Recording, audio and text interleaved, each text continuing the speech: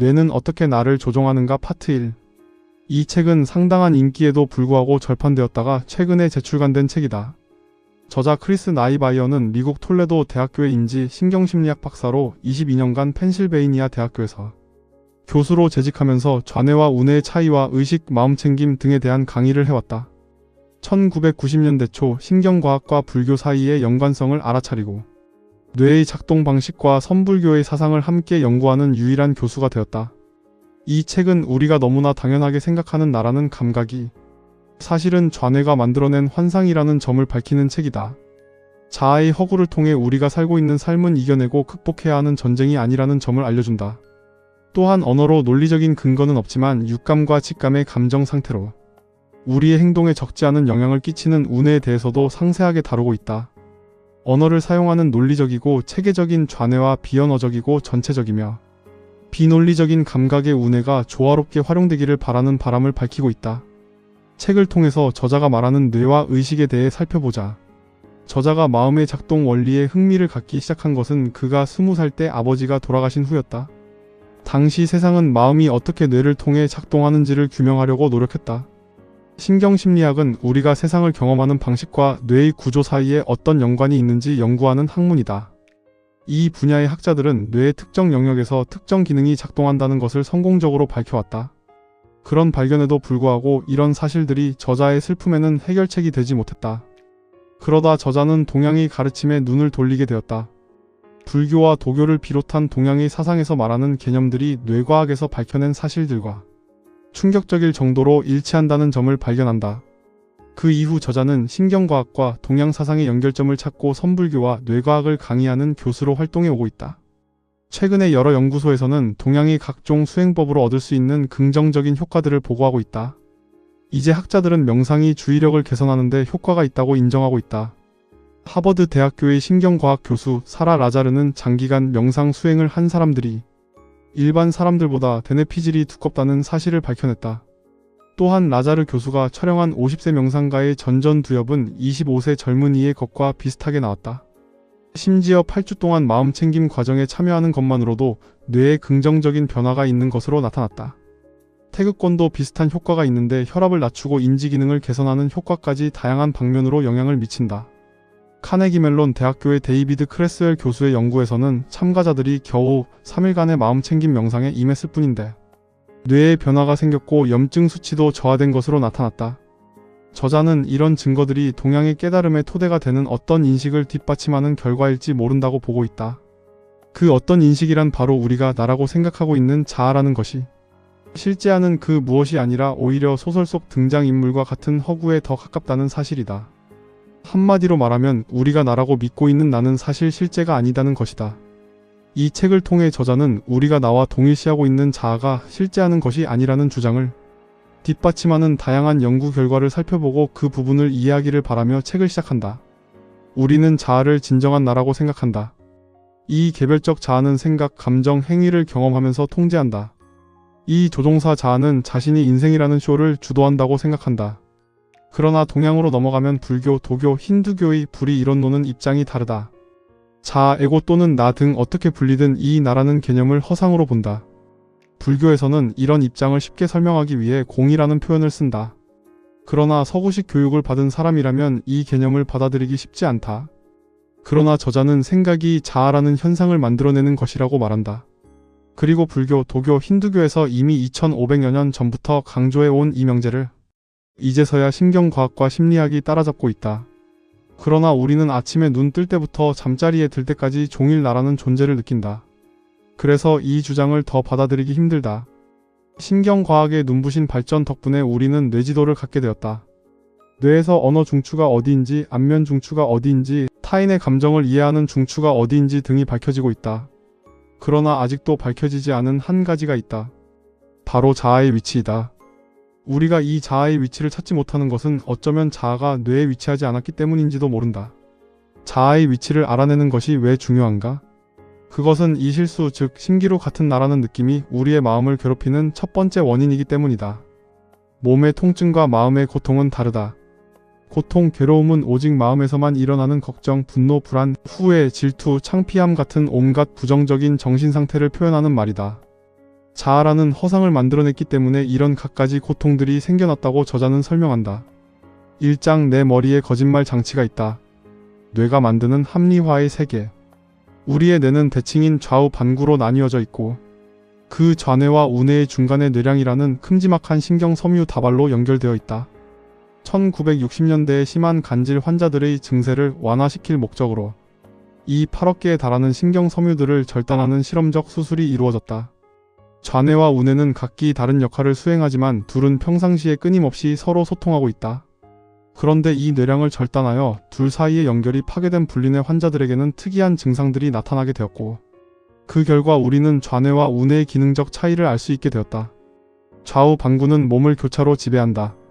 몸의 오른쪽은 좌뇌가 담당하고 몸의 왼쪽은 우뇌가 담당한다. 시각의 경우도 왼쪽 눈은 우뇌, 오른쪽 눈은 좌뇌에 연결되어 처리된다. 마이클 가자니가 박사의 초기 연구에서 분리뇌 환자의 오른쪽 눈에는 탁발 사진을 보여주고 왼쪽 눈에는 눈 쌓인 풍경 사진을 보여준 후 그림과 가장 연관성 있는 것을 고르라고 했다. 그러자 우뇌는 왼손으로 눈 삽을 골랐고 좌뇌는 오른손으로 닭을 골랐다. 왜 왼손으로 삽을 선택했나요? 라고 실험 주최 측이 묻자 오직 좌뇌만 말을 할 수 있기에 그들의 답변은 이러했다. 닭발은 닭과 연결되고 그럼 당연히 닭장을 청소할 삽이 있어야 하니까요. 언어를 담당하는 좌뇌는 주어진 정보를 바탕으로 그럴싸하고 말이 되게끔 상황을 재구성하여 설명했지만 그 설명은 완전히 틀렸다. 분리뇌 환자의 경우 우뇌가 본 눈 쌓인 풍경을 좌뇌는 알 수가 없다. 다른 실험에서도 비슷한 결과가 나타났다. 환자의 우뇌 담당인 좌측 눈에만 걸으세요 라는 글자를 보여주었다. 그러자 환자는 즉시 벌떡 일어나 걷기 시작했다. 주최 측은 왜 갑자기 일어나 걷느냐고 묻자 또 다시 좌뇌의 해석 장치가 튀어나왔다. 가서 콜라 좀 가져오려고요. 그럴싸한 대답이긴 했지만 완전히 틀린 설명이었다. 이번에는 웃으세요 라는 글자를 우뇌 영역인 왼쪽 눈에 보여주었다. 역시 바로 반응하여 환자는 웃기 시작했다. 주최 측이 왜 웃냐고 묻자 환자는 이렇게 답했다. 실험을 위해 매일 나를 찾아와서 보고 있는 당신들을 보니 참 별별 직업도 다 있다 싶어서 웃음이 나왔네요. 이렇게 좌뇌는 오직 정보를 해석하고 그것을 토대로 개연성 있는 이야기를 만들어낼 뿐이다. 그저 좌뇌에게만 말이 되는 이야기면 그만이다. 지난 40여 년간 진행된 몇몇 추가 연구에서도 좌뇌는 상황이 어떻게 돌아가고 있는지 설명을 만들어내는 일에 압도적으로 뛰어났다. 이렇듯 좌뇌는 평생 동안 현실을 해석하여 우리에게 들려주고 있다. 이런 진실을 대면하는 일이 자아 중독이라는 안개를 뚫고 나가는 일의 첫걸음이다. 다른 실험에서도 좌우 반구가 정상적으로 연결된 멀쩡한 사람도 어떠한 각성 상태일 때 결함투성이의 이야기를 만들어낸다는 사실을 보여준다. 남성 피험자에게 안전한 다리와 위험해 보이는 다리 중 하나를 건너게 한다. 위험한 다리는 가파른 절벽과 급류가 내려다 보였고 바람이 불거나 지나갈 때마다 다리가 출렁거렸다. 이 다리는 피험자의 심장이 뛰고 숨을 헐떡이게 만들기 위한 장치였다. 남성 피험자들이 다리를 건너오면 여성 조교가 그림 몇 개를 보여주며 질문지에 답을 쓰도록 했다. 놀랍게도 안전한 다리를 건넌 16명 중에는 단지 2명만이 여성 조교의 전화번호를 받아갔지만 위험한 다리를 건넌 18명 중에서는 무려 9명이 조교의 전화번호를 받아 연락했다. 이들의 뇌는 흥분이 유발된 이유를 여성 조교 때문인 것으로 해석했을 수 있다. 이런 실험들을 통해 우리는 해석 장치의 지시를 받으며 살고 있다는 것을 알 수 있다. 대부분의 사람들에게 마음은 주인이고 우리는 그것을 인지조차 못한다. 화가 날 때, 불쾌할 때, 흥분했을 때 이 생각과 경험들이 우리 스스로의 자유의지로 선택하고 결정했다는 생각을 하며 살아간다. 차가 꽉 막혀 가다 서다를 반복하고 있는데 어떤 차가 불쑥 내 앞에 끼어들 경우에는 머릿속에서 목소리가 들리며 방금 벌어진 일을 해석하기 시작한다.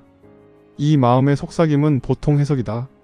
많은 경우 좌뇌 해석 장치를 의식하지 못한 채 살기 때문에 방금 떠오른 생각이 단지 해석에 불과하다는 것을 고려하지 못한다. 이 해석을 우리는 사실이라고 믿어 의심치 않는다. 그러나 나중에 내 생각이 틀렸다는 걸 깨닫는 경우도 있다. 우리의 해석하는 마음은 항상 모든 사실을 전혀 고려하지 않은 채 설명을 만들어낸다. 그러나 이렇게 만들어진 해석은 실제와 동떨어질 수밖에 없다.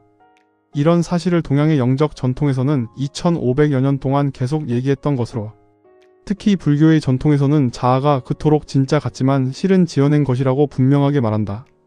그리고 자아가 허상임을 깨달으면 고통에서 해방된다고 알려준다. 좌뇌가 만들어내는 모든 부정확한 설명 그리고 그 설명의 주체가 나라는 전제가 내적 고통의 원인이기 때문이다.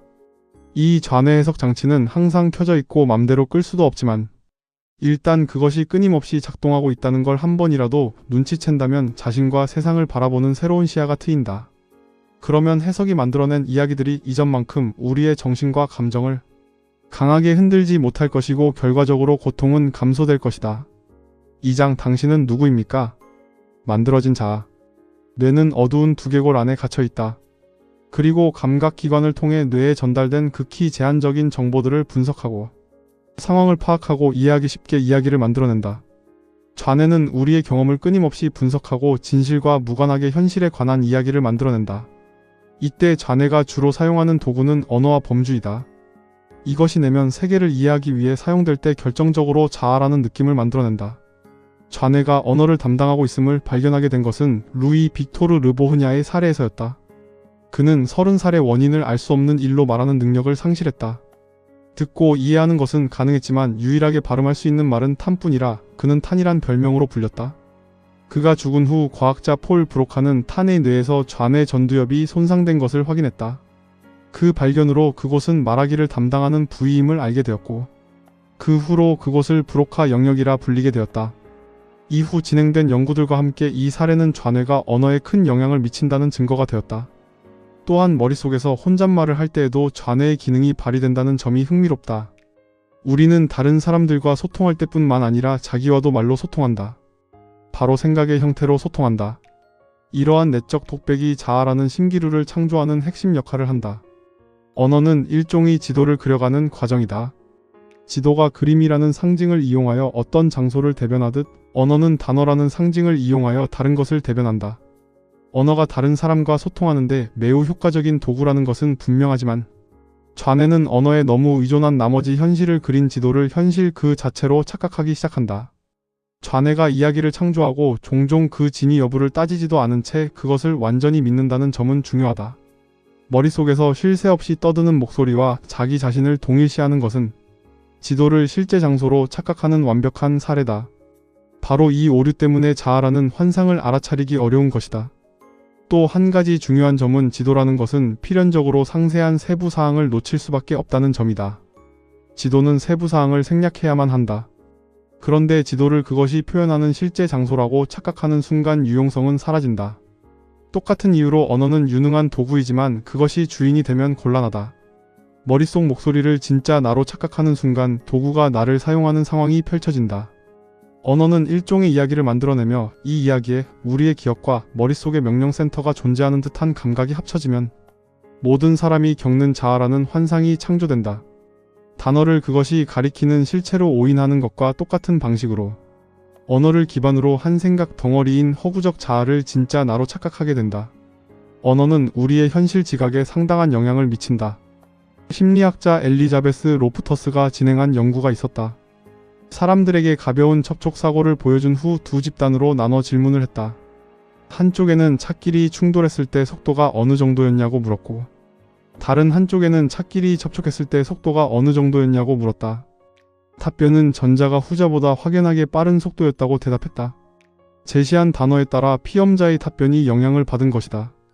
이런 결과가 나온 이유는 언어를 현실에 대한 표현일 뿐이라고 여기지 않고 현실 그 자체로 혼동하기 때문이다. 좌뇌의 또 다른 특징은 끊임없이 범주를 만들어내는 경향성이다. 범주화란 언어에서부터 공간 내 사물을 인식하는 것까지 전부 실제를 쪼개고 판단해서 서로 다른 범주로 구분하는 일이다.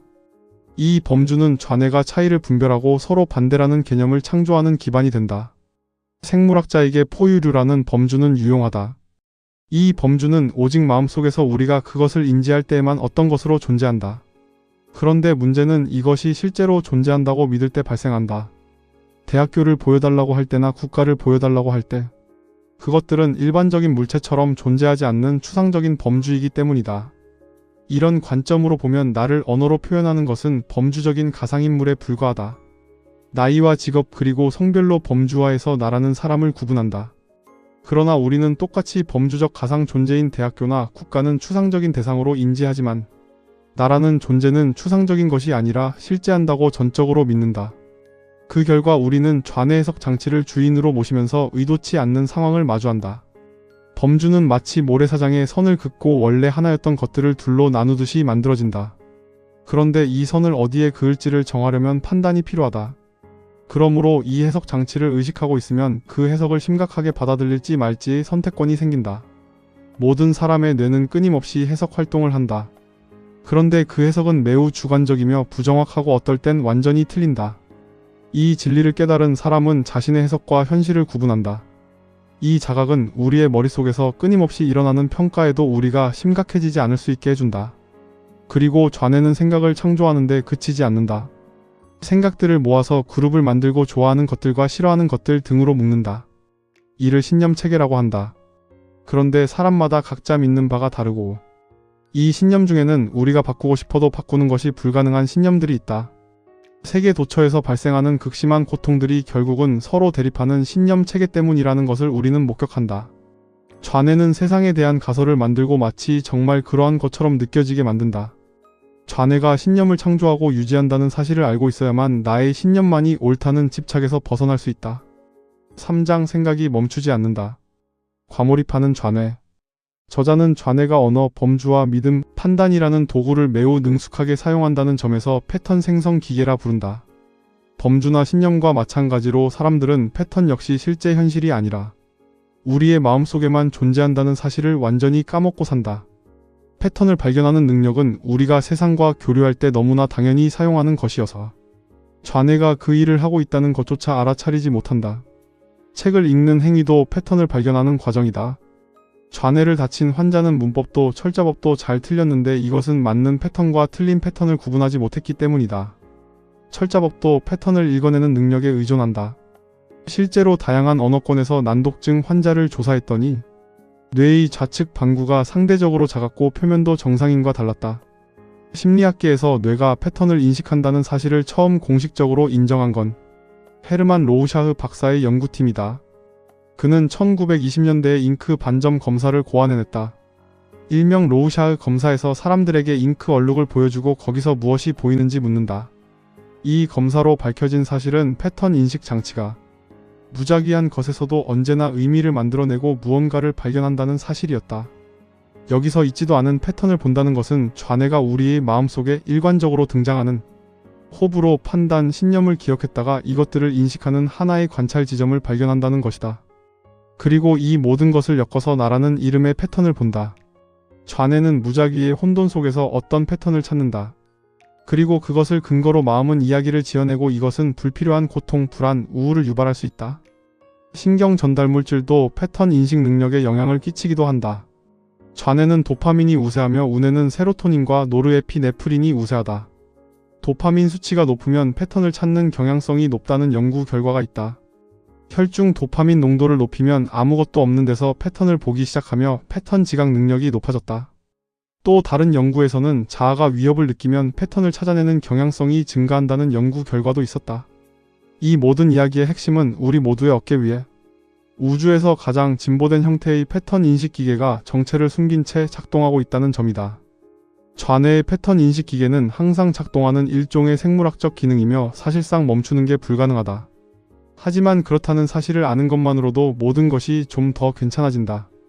정리하면 좌뇌는 이야기를 지어내고 말이 되게 하고 설명하고 분류하고 아무것도 아닌 것에서 패턴을 찾아내는 것이 특징이다. 우리는 자신이 남들과 범주적으로 다르다는 패턴을 감지한다. 그렇게 관찰한 것을 기억, 선호도 그리고 몸과 마음을 운전하는 조종사의 관점과 합쳐 자아라고 인식한다. 우리의 자아는 타인과의 관계 속에서 정의된다. 수많은 자기계발서에서 현재의 나와 되고 싶은 나를 구분하며 범주 만들기 놀이를 반복한다.